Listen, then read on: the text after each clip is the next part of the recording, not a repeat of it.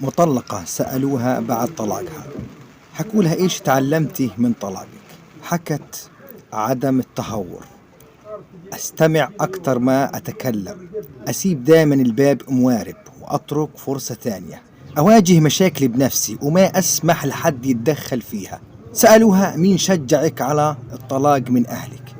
حكت كلهم، ولا واحد نصحني إني ما أتطلق أو أني أخرب بيتي بإيدي. سألوها وأهلك هل لقيت واقفين جنبك؟ قالت ولا حدا واقف جنبي. بتقول أنا يوم ما يجتمعوا أهلي وإخواتي وخواتي في بيت أهلي،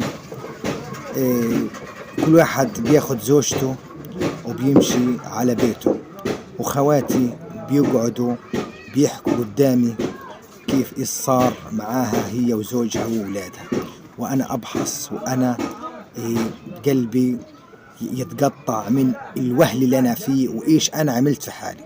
بدي أقول لك إنه يوم أنت ما تفكري تطلقي، إذا عشتي لك أسبوع أو شهر مبسوطة بعد طلاقك، فالشهر اللي بعديه حتحس حالك إنك انظلمتي أكبر ظلم.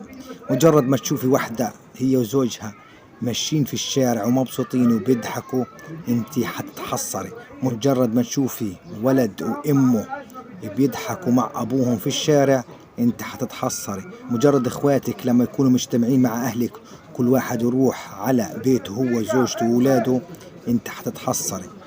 في شغلات كتير حتتحسر عليها وحتتندم وحتاكلي أصابعك ندم بسبب اتخاذك القرار السيء وقرارك اللي متهور. اليوم كل الأزواج والزوجات كلهم مبسوطين في بيتهم. انت إذا قعدت مع أهلك أو أخواتك يوم يومين مبسوطة، الثالث والرابع محدش يدوم لك ومحدش حيكون فضيلك. وسألوها سؤال إيش عملتي في الفلوس اللي أخذتيها من طلاقك، فلوس المتأخر؟ قالت كلهم ديانوهم إخواتي وحبايبي وصحباتي، وأنا ضليتني ندمانة وحزينة وضعيفة ومهزولة، وكل أساليب الندم أنا بحطها في اتخاذ قراري الأخير اللي أخذته إني أنا أتطلق.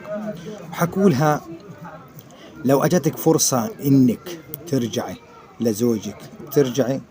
قالت يا ريت يا ريت، وبتمنى إني أرجع وأنا أدفع له المهر كمان، بس للأسف ما بيقدر يرجعني لأني أنا بهدلته في المحاكم وطلعت روحه وعملت له مشاكل كتيرة وهو اتجوز.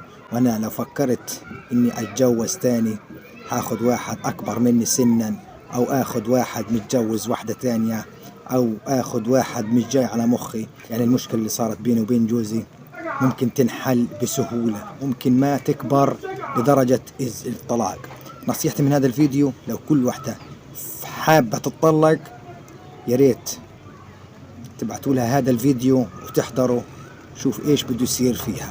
بس في شغلة واحدة نهائية بدي اقولها، بس لو جوزك حشاش سكرجي بضربك كل يوم وبهينك وبذلك على الطلعة وعلى النزلة وكل الصفات العاطلة فيه، مش هتتندمي انك اتطلقت منه لانه مش تبع عيش. كلمة اخيرة، اللي حابة تتطلق يا ريت تفكر 100,000 تفكير قبل ما تاخد القرار.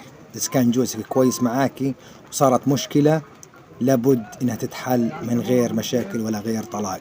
أهم إشي معدن الزوج، إذا كان معدنه أصلي ما ناخدش قرار زي هذا، قرار مدمر.